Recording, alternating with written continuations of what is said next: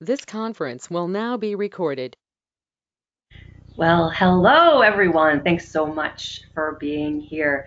You have arrived at the Alliance for Massage Therapy Education's Sunday Conversations. Today is Sunday, June 14th, and we have a phenomenal program for you today.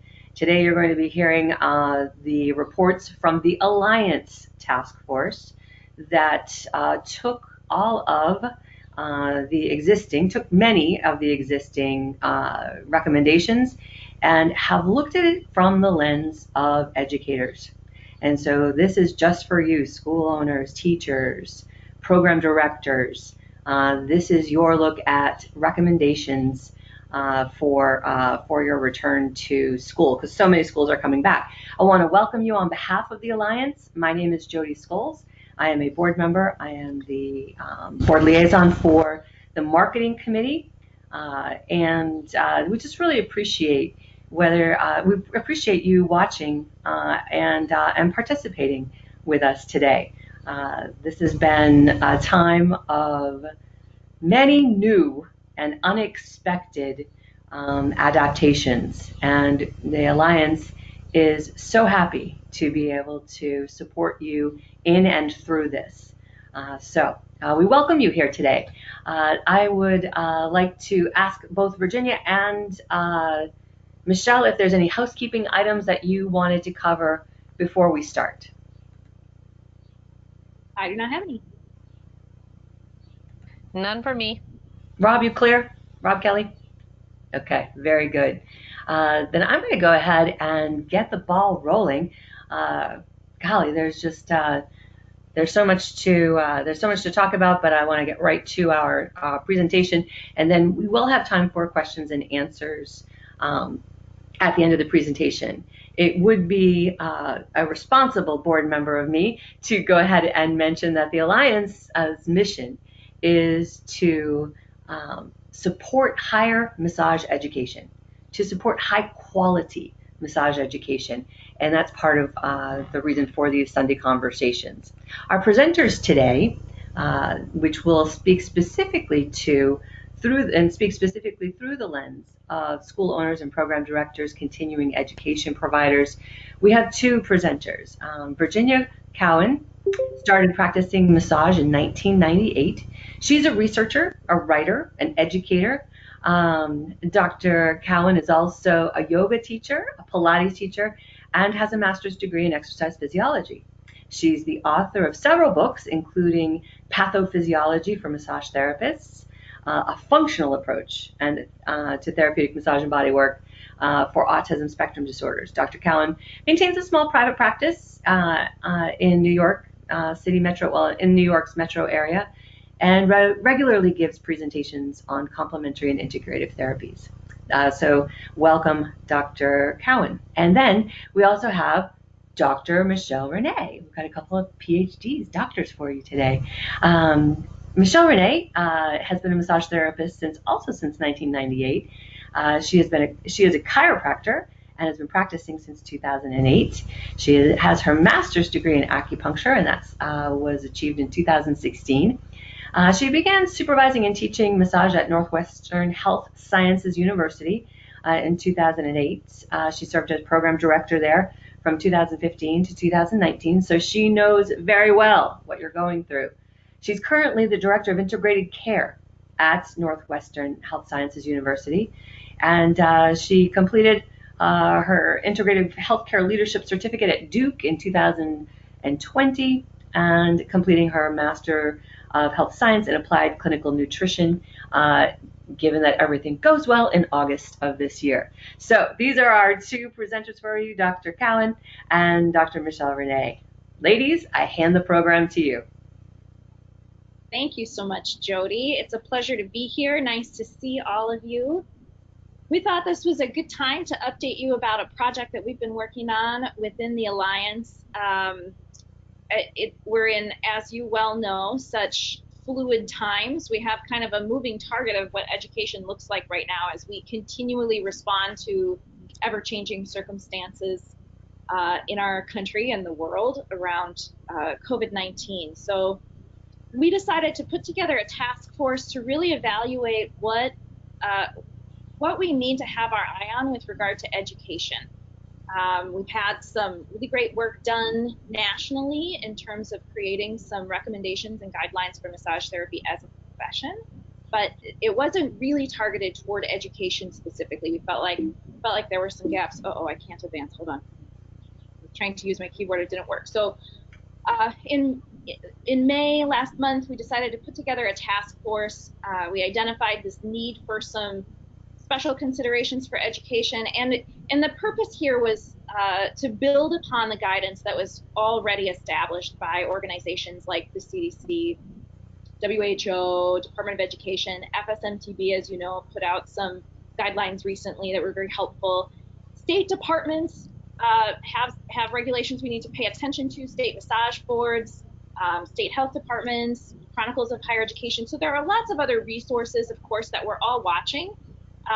We just wanted to get together with some subject matter experts and brainstorm what are some ideas that we can have in mind to ensure high quality education in these very fluid moments.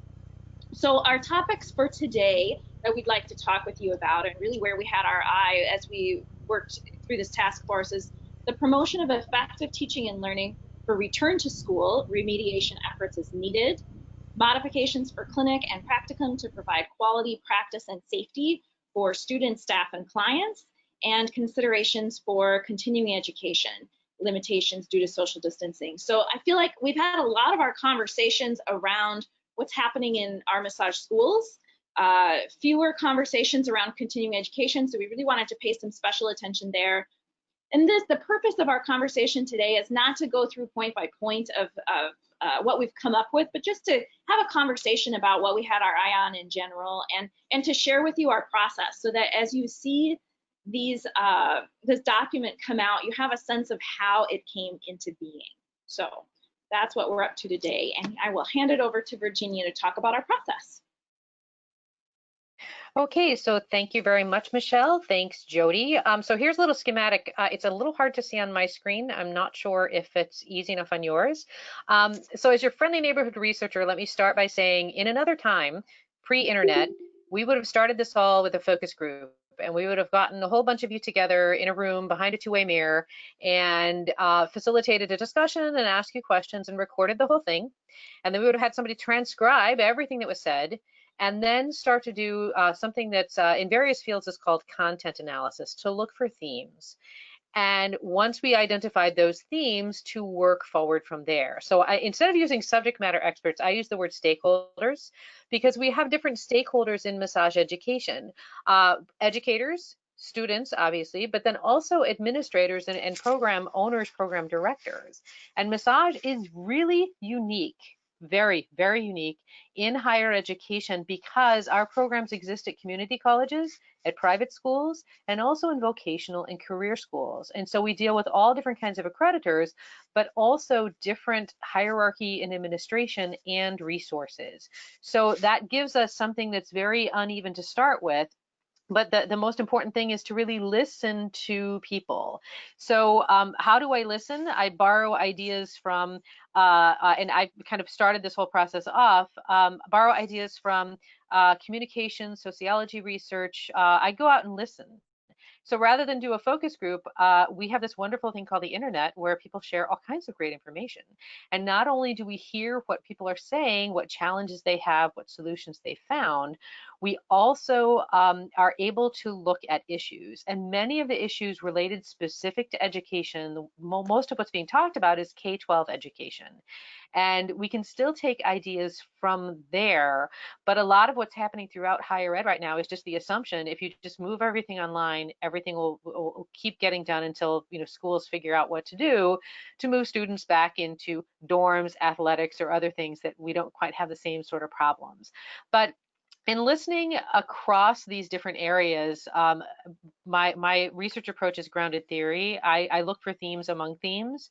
And so when I started to see the same sorts of issues phrased differently, and also people posing some potentially creative solutions, I went ahead and basically put things into categories, and the categories really are what's going on in our didactic classrooms, what's going on in hands-on or peer practice, what are our needs there, what are the needs with practicum, for whether it's internships or externships, and then this last kind of thing hanging over everybody's head was, and oh my gosh, what about continuing education?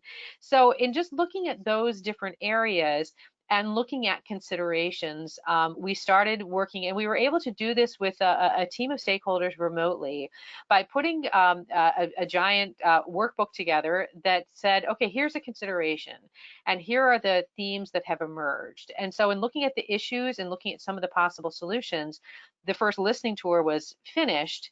And the sources, sorry, at the bottom of your slide here, the sources were existing guidelines, so things like FSMTB, but also guidelines that were coming from other areas of higher ed, news reports, professional articles, and a lot in social media. And so one of the questions that people often ask is, well, is this human subjects research, and do we need IRB approval? And the answer is, this is not being done for the sake of research, it's information gathering of the types of things that marketers do every day.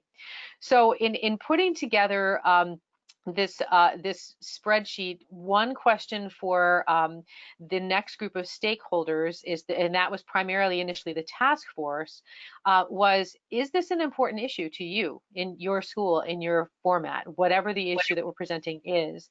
And then the next part is, in terms of the solutions, is what's being proposed, is it feasible? Is it logical? Is what plausible? Is that's something that's going to be fluid for a long time with this virus? And then what are some of the alternatives that might work? So just to give you an example, rather than being so abstract, we were talking about at the beginning of this call, or before we got on the call, for people who are in a facility where they want to do hands-on practice with their students, how do you accommodate social distancing and have people putting their hands on each other? And what's the best idea, or what's an optimal idea for this 6-foot distance when our arms are not 6 feet? And how do you have students partner up so that they get quality practice, but don't necessarily have the potential to infect somebody else? And so, looking at that, and really exploring on the task force, here's what we do in our facility, or here's an idea, or here's what we're thinking about. And so what was really awesome about hearing from folks on the task force is it really showed how thoughtful people are in massage education. And I'm going to take a sidestep and editorialize here and say, oftentimes people say, oh, those bad massage educators, we need to do something about them. These folks were fantastic, and people who've been on these calls are fantastic. So there's a lot of really good work going on and good ideas, and I really hope that we continue to leverage that. But as we put ideas together within the task force at varying intervals at light speed, so within 48 hours, we were asking people to respond, review what other people have written, and add your own thoughts. And so out of all of that, there were some new ideas. Some folks in the task force commented, wow, I would not have thought of this, or that's a really good idea, or here's our option. And so out of that is being currently formed draft guidelines. And so these guidelines are not mandates, they're not directives, but it's giving us a voice to say what we as massage educators feel is feasible, is plausible, is essential, really focused on education. So it's not all about PPE. It's not all about, all these state regulations that are requiring people to wear gowns or smocks, and what the heck does that mean? But it's really looking at things like teaching and learning, and how do we have to, or how should we think about remediating students? How do we think about getting additional resources and balancing those resources with faculty time? So the guidelines, when they are published or we release them, they're really focused on empowering us in teaching and learning to look at not only the hands-on portion of teaching and learning, but all of the things that go into curriculum and go into delivery of curriculum and helping students, everybody move forward when we've lost learning time.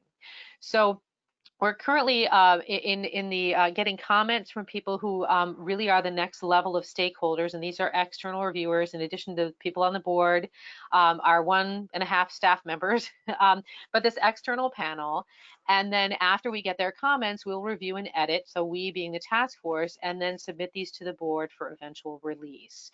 So that's our process. Hopefully that gives you some insight into what's appearing on the list. But in putting this together for a profession that doesn't have any clinical practice guidelines, this really is a tour of how we can do this with what would normally be called expert input, rather than going out and doing a literature review, because there is no literature to review right now, and there will be 2 years from now, but right now we really we don't know. And so that's our process. So I'm going to pass it back on over to Michelle Renee for moving forward, and we will be able to come back for questions for this as well later. So thanks, back to you. All right, thank you, Virginia. Yeah, so here's where we are in our process. We're having a few other experts in the field. By that we mean those stakeholder groups. We're trying to have as Virginia said, each of the stakeholder groups that we can think of. So there are administrators, there are educators, both in schools and continuing education educators, taking a look, providing their feedback, adding whatever additional thoughts if they feel we had gaps. We hope to have that feedback early this week, finalize the document later this week, and then ready for publication. So we're moving right along.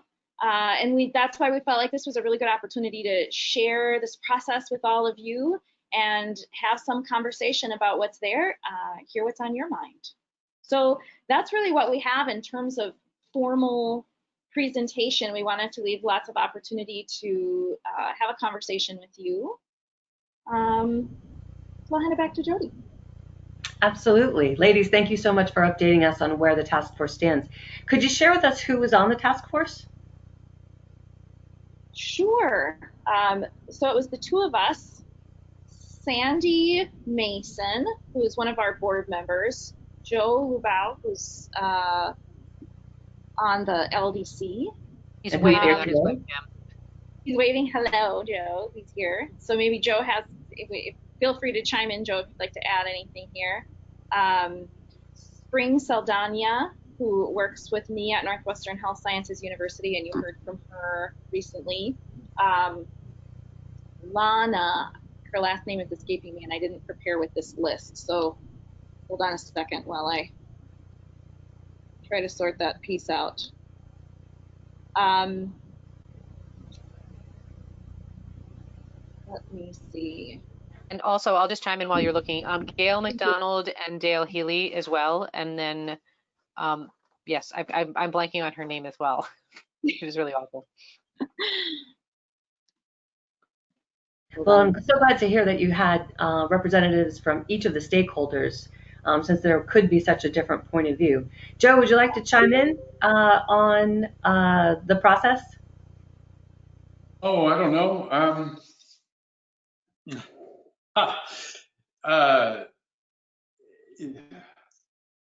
Sorry to put you on the spot. It was interesting.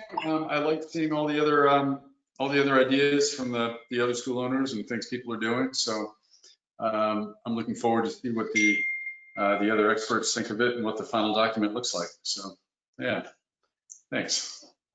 And I will assure our listeners, with the board from the Alliance has gone through these recommendations, and we will have it out to you sometime in the next 7 days.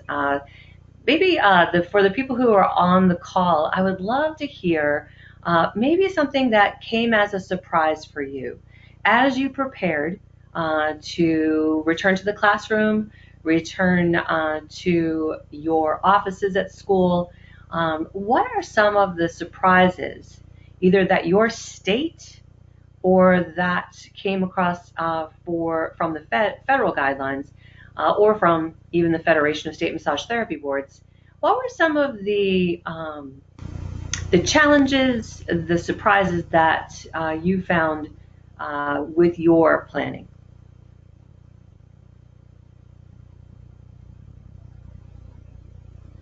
I've actually got something on that. We've been sort of flipping out at, at what looked like a U.S. Department of Ed and accreditation limitation that turns out not to be. Our creditor is the Council for Occupational Education, COE, and our temporary approval for distance learning was worded like this. So this temporary approval will be rescinded when bricks and mortar classes resume, which, as we got closer to it, at the time I thought that makes sense, right? We need to do this during an emergency, it's temporary. Then when we got closer, I thought, well, we're going to need to do something blended when we go back so that we can limit the number of people in each classroom and in each building. And this temporary approval is doesn't allow for that. The moment we open classes, we got to bring everybody back.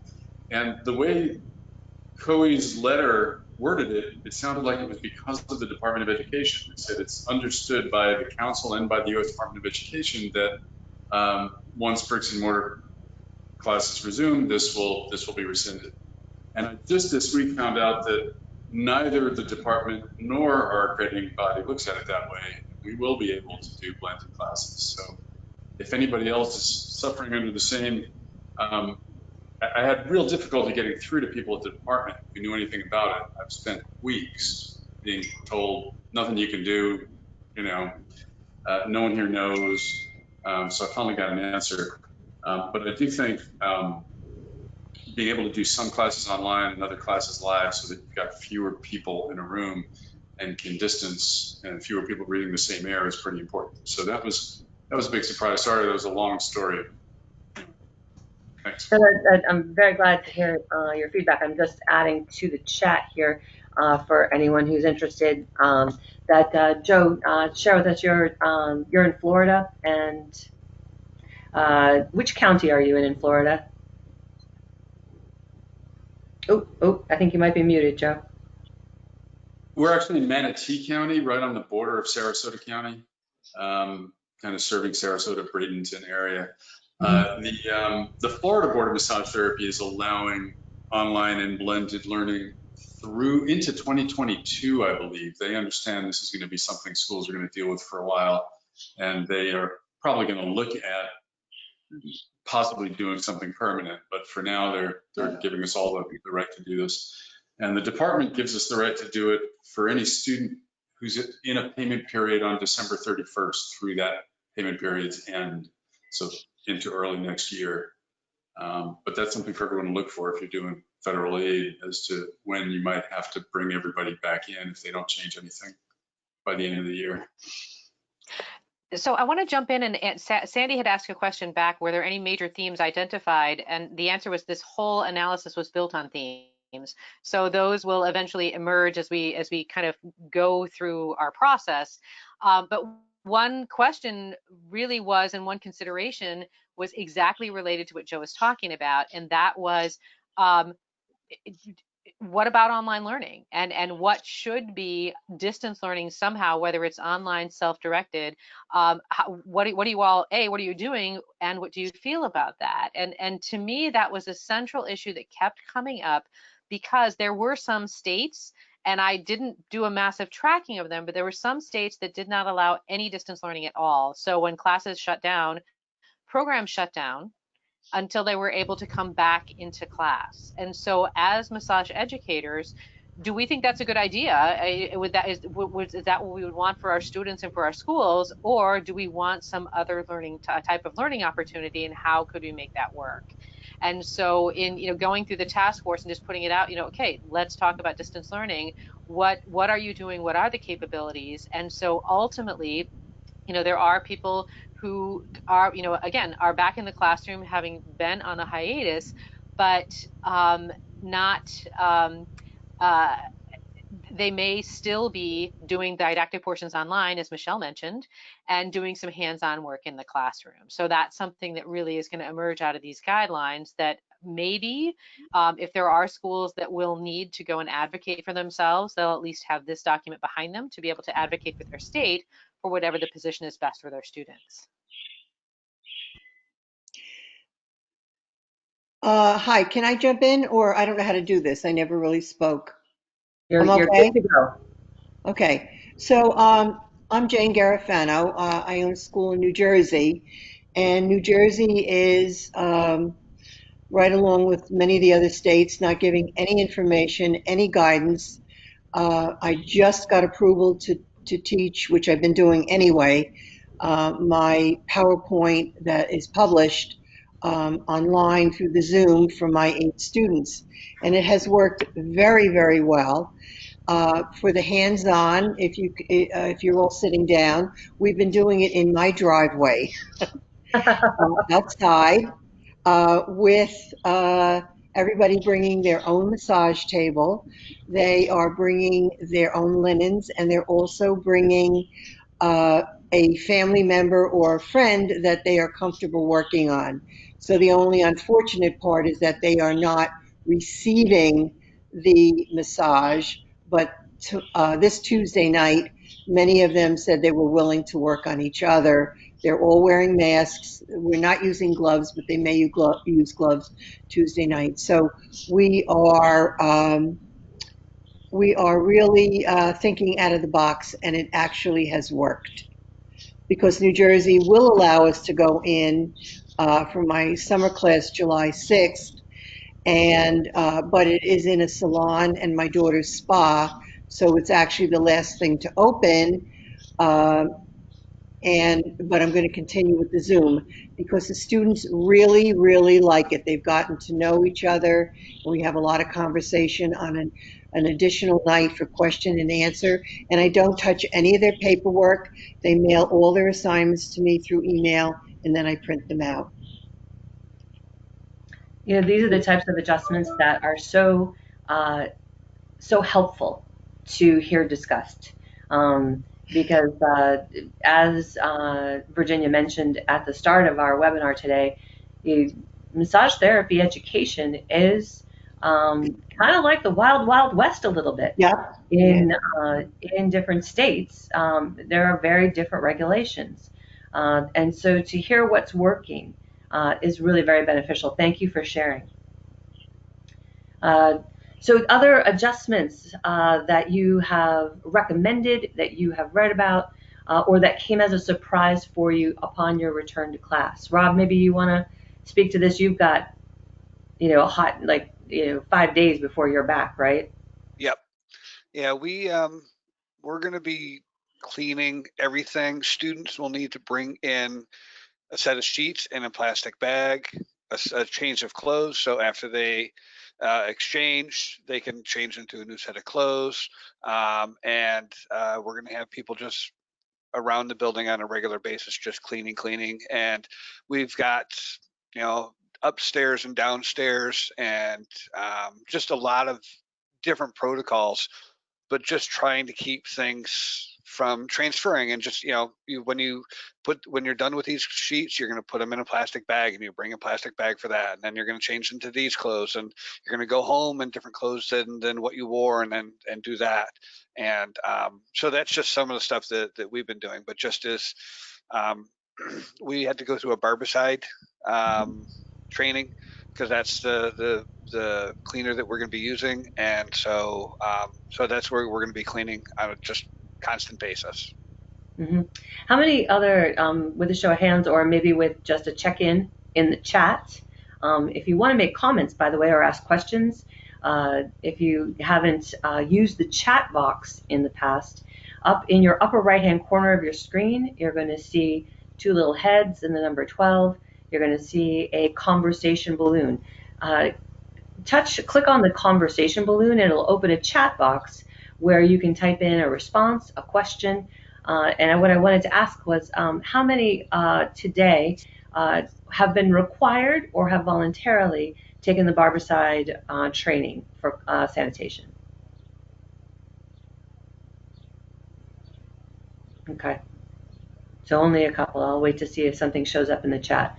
But that's Actually, Jody, I was just going to jump on this and say that one of the topics that that was suggested or we talked about at the FSMTB webinar 2 weeks ago was the idea of having a safety meeting prior to going back, because obviously the barbicide training would be specific to barbicide, but for any cleaning protocols would be part of a safety meeting for students, faculty, and staff. So that's something that we will be recommending in the guidelines, because everybody looked at that and went, oh yeah, that makes a lot of sense. So ideally, a cleaning protocol would be part of that, whether it's barbicide or other. Yeah, we did that last week. Okay, go ahead, Pete. And I would just add in that the FSMTA did an infection control webinar, and I have some links for some products if some of you are interested, that I will put into the chat box. Some of them are peroxide based that mist, and Virginia, you may be more versed in some of this decontamination world than me, but I think it was very interesting. And then they're going to do one very specifically for employees to look for and be sure that you're not getting poisoned in your work, you know, the safety and all of those things when the students are using the cleaning materials. That was all I wanted to say. But adding on to that, it's very interesting because and this is not specific to education, but probably it would be a good idea to, whatever cleaning protocol you decide on for your clinic and your hands-on, to maybe even assign students to go out and research products, because if those of you who are in these big Facebook groups and other social media, everyone is looking for the greener and natural alternative to what products are being recommended by the CDC. And so, you know, that's probably a pretty bad idea, but hopefully that would be part of any type of safety meeting, and also some rationale for why you're choosing the products that you're choosing for your own clinic. So there's something I'm not sure we got to in the task force. It's something I'm surprised I just recently started looking into, and I think it's probably one of the most important things. So if it can be added, or if folks can talk about adding it, and maybe it is, maybe I'm just not remembering it. We're putting HEPA filters in every classroom, in every office, in every treatment room. And there are air purifiers with HEPA filters that can turn over a classroom in 10 minutes, the entire volume of it. And since that's where this thing is in the air, that seems like a pretty major safety step, is to use those. So that is a good point. However, the actual data, for lack of a better term, behind it and recommendations for effective equipment is very inconsistent. And so in looking at that and talking about facility modifications, you know, if you go back to my listening tour and saying, looking everywhere, what's the best recommendation? You know, to Jane's point, it's being outside. And so making modifications to your facility to the best of your ability. This is, again, we're more focused on education.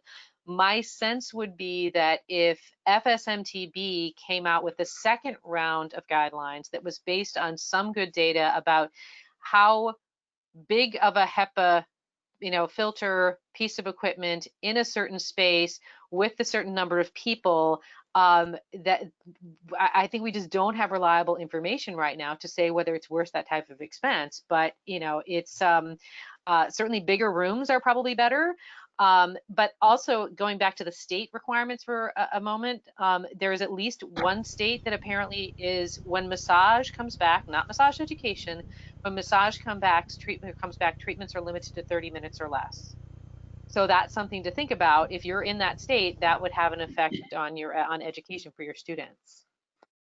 And I would also add to that if a HEPA filter makes your students feel more secure, then by all means, endorse and make your students feel safe. I want to address a comment here that came in that I would love to hear your feedback on. Linda Toomey, thank you for posting. She says, my challenge during this time is that I actually have just achieved my master's degree in higher ed leadership. Due to the current situations, I've been unable to move forward with teaching. We talked a little bit earlier on about recruitment, student recruitment. We talked about kind of trends, as far as demand for massage therapy right now. If you ask any of the clinics that are open, you will find that the demand is quite high, for massage. What about hiring? Is this something that schools are going to be doing? So that wasn't part of our guidelines, and probably that I would say that would be a conversation for going back to enrollment and moving forward. Um, uh, so not something that we looked at. But I will say, dovetailing on that, one of the things that we did look at that was an interesting theme was in regard to counseling. And our focus in these guidelines was counseling for students, not counseling for instructors who might be fearful of coming back. And so the question really was, should counseling services be provided for students who may be afraid, who may not want to come back, who might want to continue part-time online? And overwhelmingly, everyone who was on the task force looked at this and said, we have counseling services or resources in place. And so the recommendation for other schools would be to put that in place, and or make that available to faculty and staff as well as students. Mm-hmm. Excellent. Thank you for addressing that. All right. I'd like to add that my daughter and I own the spa where we actually hold the facility of the school, and we bought 3 already of the UV light sanitizers, and they are very effective. They don't necessarily take the place of a wipe, but they do an excellent job because you can put it on your clothing, you can use it for the table, you can use it for the doorknobs. I don't know if anybody has looked into that, but we did buy one, and it works so well that I just bought another 2. Excellent. And that's UV. It's the UV sanitizers, and they have many, many to choose from on Amazon. I bought 2 that are battery operated and one that is a charger that, you just put it in the charger. So we're going to move forward with using that. Lovely. Yeah. Rob, weren't you going to add something, Rob? Yeah, we had a safety meeting last week, and we went over all of that. And we have a couple of staff who have put up on Facebook that they don't know if this is a hoax or all that type of stuff. And the powers that be said, this is the way it is. You're in a mask all the time. You don't have a choice. If you don't want to wear a mask, then you're not going to teach here. And so it's just that's the way it is. And so yeah, we went over just a couple of hours just worth of protocols, and we've got to make sure that people are not congregating too much and 6 feet apart, and it's our job to be the people who are managing all of that stuff. And so it just is that type of thing. So we had a safety meeting last week. The students are going to have to come back and have a safety meeting their first time back, and so that'll be their first class, and these are the protocols that we're going to follow. This is how things are going to be, and blah blah blah blah, all that type of stuff. So I have a question for you about masks, because I believe that masks must be worn. Is that going to be an issue for you all, discipline-wise? I don't know. When I've talked to students online so far, most of them have been supportive of it.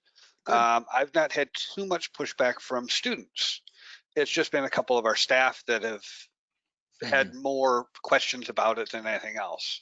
Sure. So the school is going to hand out, I think, 2 or 3 masks to every student, so they have some. I have bought some already that I can replace filters in and do all that type of stuff, so I will have some.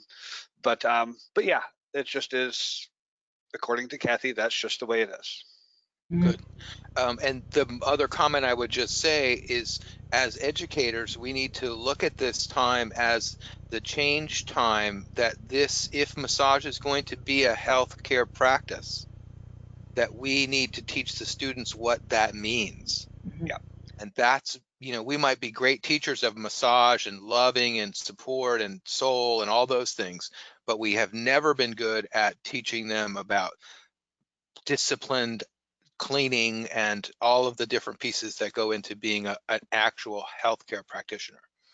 When I was talking to some of the students before class started, I said, these are the things you're going to have to do in your practice. So the things we're doing at school are going to be the things you're doing in your practice. So this is going to lead you right into that. And so they kind of understood the reasons for it a little bit more there of like, this is the way it is. You have to do this. Mm-hmm. Absolutely. And So, do you have something? Go ahead, Virginia. I actually just wanted to interject and say back to something you said, Rob, about um, the school handing out masks to students. There is a huge challenge in other health professions, not massage, sending medical students out in clinical rotations, PA students, PT students, OT students. Who is responsible for purchasing the student's PPE? And, does the student have access to it only at that site? And so it's a very big discussion. And we're not talking, and Sandy had written about, financial Mm-hmm. resources for smaller schools. Very different when you're talking about an academic health center where they're sending medical students into a hospital-based setting. That's an extra mouth that needs to be covered, for lack of a better term. And there's no big hard and fast solutions there. So, part of the and I think we tend to get very far down in this infection control thing rather than the bigger curriculum part, which is more of what the guidelines were focused on, was the teaching and learning. But that it's really a small part of what we looked at, I think, and Joe and Michelle could say that. The assumption is that, we're doing a good job teaching students and we'll continue to do a good job. But, at what point does remediation need to be done? And so that was more of what these guidelines looked at rather than just kind of looking just at infection. Mm-hmm. And I wanted also thank you for those comments. And I wanted to mention that this kind of just was spoke about that if you are watching this webinar, if you are here right now, that tells me you are a leader in the massage profession. You're a leader at your school, whether you want to be or you don't. The fact that you're here, that you're listening, tells me that you're a leader. And as this return to classrooms is implemented, there will be some dissension. There will be people who say, I think this is a hoax. I think that you're offending me, telling me I have to wear a mask. I mean, literally, we had on our committee call, one of our educators told me that their students said that their rights were being violated by telling them they had to wear a mask. So, now for students, that's a different conversation, right? I mean, because students are students and they need to follow protocols that are safe. However, with staff members, it is important that even if a staff member doesn't agree, that as the faculty, that you are presenting a united front. You can agree to disagree, but once you walk out of that staff meeting, once you walk out of that safety meeting, that you are all on the same page and that you present that united front to the students, because it's going to affect how secure they feel. It's going to affect the leadership of the school. If people are chit-chatting, is saying, oh, I agree with you, but we have to do this. Please do address the dissension and make sure all of your team is singing from the same sheet of music. Does that make sense? It's interesting to hear that because in the task force in developing the guidelines, I think everybody came to it from the collective approach, meaning we're all in this together. But one of the guidelines that emerged not only from massage education but elsewhere in higher ed is allowing staff flexible schedules, allowing administrators flexible schedules and work from home, and allowing faculty flexible schedules so that people are all not in the facility at the same time. Mm-hmm. And so in looking at that and thinking is that a good policy to not overcrowd the facility for the benefit of the students? That was more of our focus rather than assuming that there's going to be dissension. So to that point, I think everybody who participated on the task force and probably the next group of people who are the reviewers probably are looking at this from the positive rather than assuming that something negative would come out of that. But it is a good point. Mm-hmm. Yeah, I mean, yeah, go ahead, Michelle. I was just going to say, I think, you know, our classrooms are to some degree always going to reflect what's happening in our communities, and people working through some of these challenging decisions about what to do with these very uncertain times and all of this new information and sense making of what appears in the public eye to be conflicting information.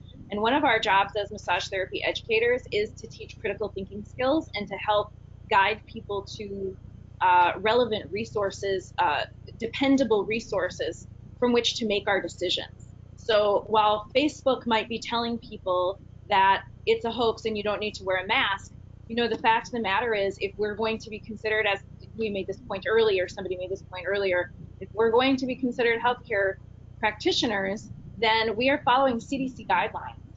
That's what is happening inside of our schools and inside of our practices. But I do think it's an opportunity to have respectful discourse, to have and to use that as a teachable moment to talk about what sorts of resources we use to make sense in these kinds of times. Absolutely. Yeah, and this is an opportunity, I was just going to put it in the chat, an opportunity to elevate the teaching, right? You know, to go ahead and to encourage the critical thinking and to direct, again, as Michelle just said, direct to reliable resources. You know, it's not, you know, crazy Uncle Harry, you know, who is just feeding, you know, kind of feeding the machine. That we look at, where do we get our reliable information? And again, this thinking about being in the healthcare profession. I mean, if you're in medical school, if you're in physical therapy school, if you are in nurses training, sanitation is an important topic. And so putting more emphasis on that, more than just sanitary hand washing. Practical application of evidence-informed practice is what I would say too. Very good. I have to laugh because I worked a couple years ago at an allied health school for about 6 or 7 years, and the other health professions, and massage was not at that school, and they had the worst time trying to get students to wash their hands. And this was PT students and nutrition students and medical students, and people just didn't wash their hands. So these kinds of problems aren't really unique to massage. But I want to get to one thing that came up in our guidelines that I'd be curious to hear from the group. And one of the things that came up in our review is I want y'all to think back to go into a really big conference and going to a huge CE activity where everybody goes into the ballroom at the Marriott and they set up their table, right? You've lugged your table there and you set up your table and you watch the demonstration of the new technique that somebody just discovered in their backyard or whatever, and then you practice on each other. And as you're practicing on each other, the teacher goes around the room and jumps in and says, well, here, let me show you how to do this. Okay, that's great. Keep going. And they go a few tables over and say, well, here, let me show you how to do that. And Pete's doing that, right? And it's, so it's, you know, we have all these people in a room that, you know, HEPA filters nowhere to be found. They're all touching each other, and then you switch partners, but you don't change your clothes, or maybe you do, but there's no hand washing station in the room at all. And so this is really going to change our hygiene practices, right? When we're looking at continuing education in particular. So I'm curious to know what, you know, what people think who are here think about that. You know, the not only how we approach it, but how we approach hygiene when we're talking about doing techniques in CE. Great point, Virginia. So I have been thinking about this a lot since I'm a CE provider, and I don't expect to go back into Joe's classroom until October. I believe I have a class scheduled, and I can share with my experience in Kentucky when I worked with AMTA just March 12th, 13th, 14th, and 15th. And we literally had bathrooms that were close enough that we were able to send people to the bathroom, and we made that conscious decision. But also within the room, there was a tremendous amount of varied hand sanitizing materials. And then what we also agreed to do as students is when we finished with our exchanges that each student was only using their sheets and that they actually changed their clothes after lunch, which was before all of this stuff, because we all just knew that we didn't know what we knew. And we were actually in a hotel that was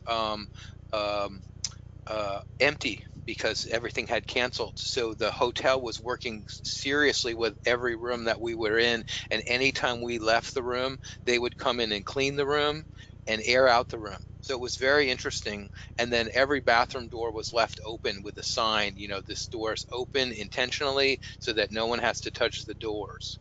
So there was a lot of modifications that we did, and we also agreed that if someone was feeling sick or ill, that they would stop participating.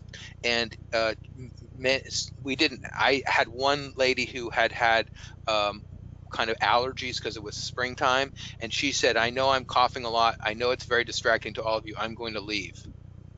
You know, she didn't have COVID. I checked in with her, but she just felt like she didn't want to be the target of anybody's irritation just for coughing. So, Virginia, I'm just addressing what you asked, and Well, and it's helpful to hear that because, you know, again, thinking about what CE used to look like and, you know, and what it will look like moving forward. And then the other question, and again, we talked about this before the call started, is, you know, here I am in New York, right? And New York is going to be, you know, even though we're on the wane here, you know, there's going to be another resurgence of this. And so, you know, I mean, that's what everybody predicts. But let's say I want to go someplace and go to a CE event and, you know, take my CEs, but I'm from an area where infection's present. And so, you know, how does that work with scheduling? They might not schedule anything here. So, you know, is it incumbent upon us to self-police and work with the CE providers to say, you know what, we've had an outbreak, I can't make it, you know, can you give me a refund? Can you give me a deferral? Or, you know, do I just show up and potentially infect everybody? So that's something that we really should think about as a profession. yeah, absolutely. And what we've created as a policy for ourselves is if we for any reason delay or postpone a class, they would get a 100% refund, no admin. But yeah, everybody's going to do that differently. Is any of that addressed in the task force document as far as operational type concerns? It was so that's why I was trying to kind of steer us back to that. So that was one of the we do have a section on continuing education, and for continuing education. And one of the things that I don't think we've landed on agreement yet is in regard to having people take cognitive-based CEs rather than everything being kinesthetic. Because, you know, if everything's kinesthetic and everything's hands-on practice, versus you know, shifting some courses, some of them can be taught very well cognitively. So should that be offered as an option? And, you know, it seems like we're not quite in agreement on that yet, but likely we'll come up with a recommendation. Wonderful. Excellent. And I'll just address briefly that a recommendation was just brought to our teacher certification procedure, which is that since teachers are not teaching in classrooms per se right now, that the video portion of the teacher certification, we are considering doing a live interview and just watching that teacher teach and, you know, kind of doing a on the spot type teaching opportunity. So stay tuned to hear more about updates since teachers may not have the opportunity to teach a class. Now, having said that, I will mention that in preparing that video for the teacher certification, you don't have to be in front of students. That can be a mock classroom. So that's also an opportunity. And I believe we're reaching close to the 4 o'clock hour, at least here on the East Coast. So that's the end of, we're wrapping up our session now. I'll call for any closing comments. I do have a couple. Again, watch for, thank you very much, Linda. Thank you for your comments coming through about this is beneficial and the appreciation. So I will mention that this A replay will be available on Monday and will be sent to you. Also, all of the replays of our webinar are available on our website at afmte.org, and it's under the blog tab. Just where it landed, it's under the blog tab. I've had inquiries as to where to find our replays. You can share these replays on your own social media if you would like, and we encourage you to come back and listen to these replays, but this will be available as of Monday. I also would welcome any topics that you would be interested to hear about in future Sunday conversations.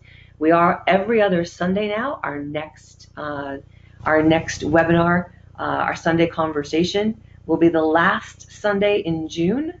That's June 28th, the last Sunday in June, and you'll be watching on our social media on Facebook for an announcement on who will be presenting. We've had several good recommendations as far as topics.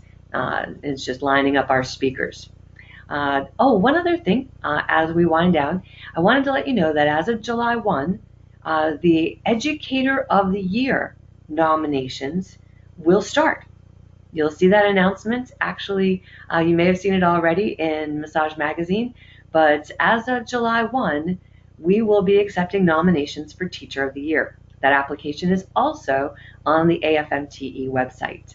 So think about who's a phenomenal teacher that you know. Who would you like to nominate? Also, you can self-nominate. So feel free to go ahead and fill out that application for Educator of the Year, and that will be awarded in July of 2021. So we're taking applications almost a year in advance. It will be a year in advance, but that announcement will be made in January of 2021, and the award will be in July of 2021. So in closing, my name again is Jody Scholes. I'm a board member with the Alliance. I am the board liaison to the marketing committee, and I want to thank you very much for being here and also being a member. Many of you on this call today and many of you watching are longtime members. And I just want to say thank you very much for supporting the Alliance with your membership. We greatly appreciate it. That's all we have for you today, and we'll see you again back here on Sunday, June 28th for our next Sunday conversation. Thanks.